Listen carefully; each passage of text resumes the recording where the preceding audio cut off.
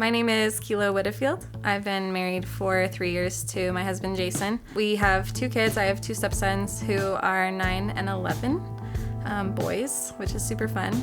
And I've been watching Flatirons or paying attention to Flatirons since 2012. So yeah, Jim has been talking about how we all have different belief systems. And so one that I've been holding on to for a long time was that what you did defined who you were and who you are.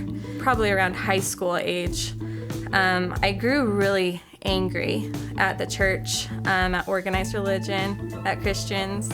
There was a greeter at church growing up she was there every week.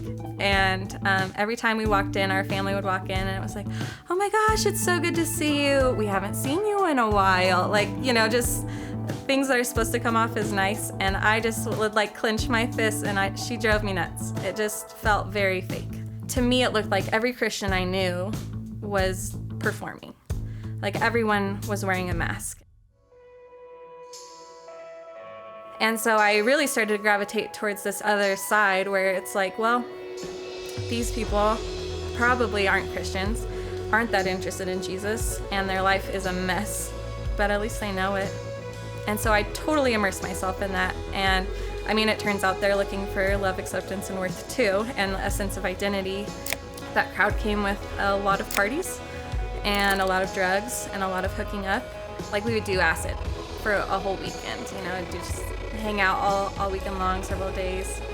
During this time, I never let go of my faith. I believed everything about Jesus that I knew, and I knew that he had forgiven me. And I used that to my advantage, unfortunately, and so I would do whatever I wanted to. And someone would be like, aren't you a Christian? Why are you here? Jesus has forgiven me, so we're all good, party on, And a lot of them were like, you're the weirdest Christian I think I've ever met.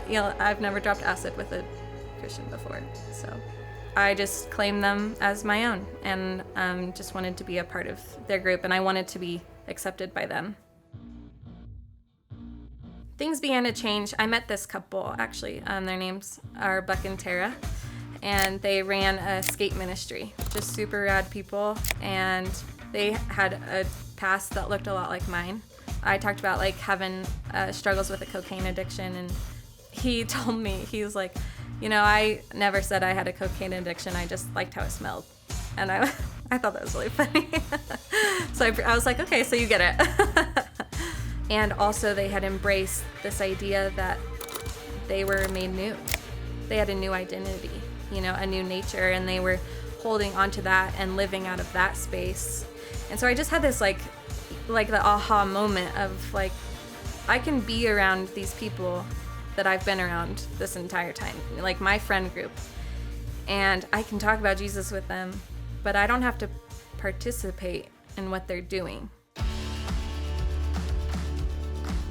So life today, we were talking about this with my pastor that I had known earlier, and he said, on a scale of 1 to 10, how much do you think God likes you?